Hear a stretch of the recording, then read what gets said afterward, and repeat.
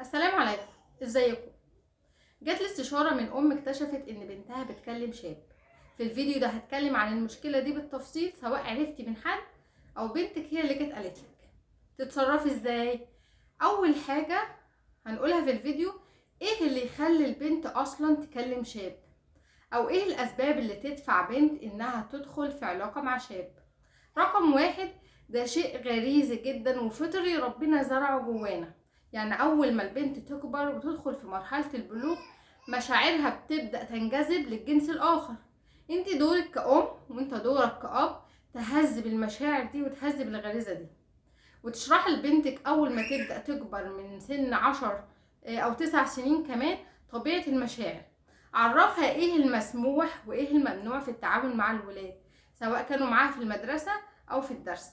علمها الحرام والحلال، علمها حدود التعامل بين الرجل والمرأة، لان الولاد دلوقتي بيتعاملوا مع عالم مفتوح تماما. علمها تاخد بالها كويس علشان محدش يقدر يستدرجها او يبتزها، خاصة في السوشيال ميديا. دي من طرق الوقاية المهمة جدا قبل ما يبقى فيه مشكلة اصلا. رقم 2 من الاسباب اللي تخلي بنت تكلم شاب، تلبية احتياج. في السن ده البنات بيدوروا على الحب والاهتمام وقيمة الذات والتقدير، انها متشافة يعني. فلو ده مش موجود في البيت، اول حد بيقابلها ويديها اهتمام ويقول لها كلمتين حلوين بتلاقي نفسها اتعلقت بيه فورا. ودي برضو من طرق الوقاية اللي ناخد بالنا كويس قوي بنعامل بنتنا ازاي في البيت، بديها حب واهتمام ولا لا. ودور الاب هنا مهم جدا لانه بيمثل الجنس الاخر في حياة بنته، فمهم جدا انه يديها حب واهتمام. السبب الثالث، التقليد. ممكن تكون البنت كويسة جدا وملهاش في الكلام ده، ولكن بسبب الصحبة السيئة تضطر تعمل كده. دلوقتي بقى منتشر جدا ربنا يعافينا بين البنات موضوع العلاقات مع الولاد. بالعكس البنت اللي ما بتكلمش ولد بتبقى منبوذة وغريبة بينهم، وبيفضلوا يقنعوها ويقدموا لها كل الإغراءات إنها تكلم ولد. طيب دي الأسباب. لو حصل واكتشفت بنتك بتكلم ولد تتصرف إزاي؟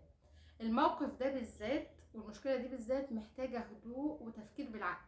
انا عارفة ان الموضوع بيبقى صعب جدا وبتبقى صدمة كبيرة، خاصة لو انتي واخدة بالك من بنتك كويس قوي ومربيها كويس وواثقة فيها.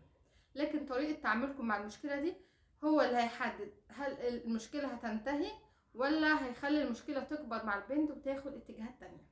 فما ينفعش يكون رد فعل قاسي زي الضرب والتجريح بالكلام او سحب التليفون او الحبس او قطع النت، لان كل الحلول دي اثبتت فشلها. بيدوروا على حلول تانية وبيوصلوا للي هم عايزينه، بيتصرفوا في نت، بيتصوروا في تليفون تاني، بيتصرفوا. كل اللي هتعمليه هتقعدي معاها وتتكلمي معاها وتقولي لها انا متفهمة مشاعرك ودي غريزة ربنا زرعها جوانا وكلنا بنمر بالمشاعر دي، ولكن مهم تعرفي تطلعي المشاعر دي لمين وامتى. طمنيها واديها الامان وقولي لها انك معاها وهتقفي جنبها وهتفضل بنتك حبيبتك، واسمعي منها وشوفيها وصلت لحد فين في العلاقة دي. لو في مثلا صور او فيديوز بيهددها بيها فاحنا نعرف نتعامل مع المشكلة.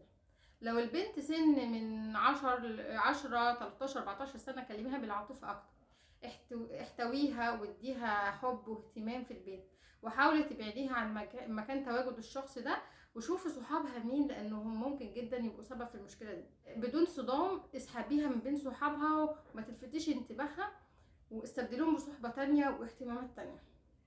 لو البنت كبيره من سن 16 و17 سنه فهنكلمها بالمنطق اكتر، هنتعاطف معاها ونتفهم مشاعرها ونقولها الكلام اللي انا قلته فوق، وهنضيف لي انك تقولي لها الحب ده شيء جميل، وعشان كده الرسول صلى الله عليه وسلم قال ما رأيت للمتحابين الا الزواج. فلو انت شايفه ان اخلاقه كويسه وينفع يكون زوج ليكي، يبقى يجي يتكلم، يبقى يجي للاهل، ساعتها هيبان هو كويس ولا بيتسلى. ولو بيتسلى هيختفي فورا، اول ما يلاقي الموضوع هيبقى جد، وقتها هيبقى درس ليها. وفي النهاية تقبلوا ان ولادكم بشر ولازم يغلطوا، وقفكم جنبهم هو اللي هيطمنهم ويرجعهم للطريق الصحيح. السلام عليكم.